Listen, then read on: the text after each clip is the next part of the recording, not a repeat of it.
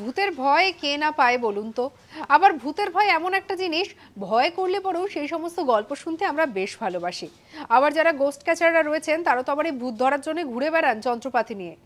আজকে আপনাদেরকে বলবো একটি হোটেলের কথা। নোলাভলা জায়গাটির সম্পর্কে আমরা কম বেশি সবাই জানি বা নামটা আমরা শুনেছি। সেই নোলাভলাতে অবস্থিত একটি হোটেলের কথা আপনাদেরকে বলবো। এই হোটেলটির নাম হচ্ছে রাজকিরণ হোটেল। আর এই হোটেলেই নাকি কান পাতলে পরে শোনা যায় আনাচে কানাচে ভৌতিক সমস্ত ঘটনা। যেটা শোনা যায় যে নাকি ভারতের সব থেকে নাকি বেশি ভৌতিক ঘটনা, এরকম হোটেল সংক্রান্ত ভৌতিক ঘটনা নাকি শোনা যায় এই রাজকিরণ হোটেলে।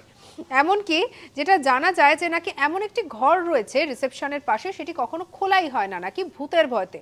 আবার নাকি যারা সেখানে গিয়ে থেকেছেন তারা দেখেছেন রাতের বেলা আচমকা বিছানার চাদর সরে যাওয়া কিংবা অদ্ভুত কিছু শব্দ, এই রকম নাকি ঘটনাও ঘটে থাকে রাজকিরণ হোটেলে। এবারে স্বাভাবিকভাবে প্রশ্ন আসতেই পারে, যেখানে এত ভূতের ভয় সেখানে আমরা যাব কেন? ওই যে অ্যাডভেঞ্চার, আর ভূতের ভয় অ্যাডভেঞ্চার এই সমস্ত কিছু উপভোগ করার জন্য অনেকে আবার চলেও যান এই রাজকিরণ হোটেলে। সঙ্গে রাখুন আজ তাক বাংলাকে, সাবস্ক্রাইব করতে ভুলবেন না।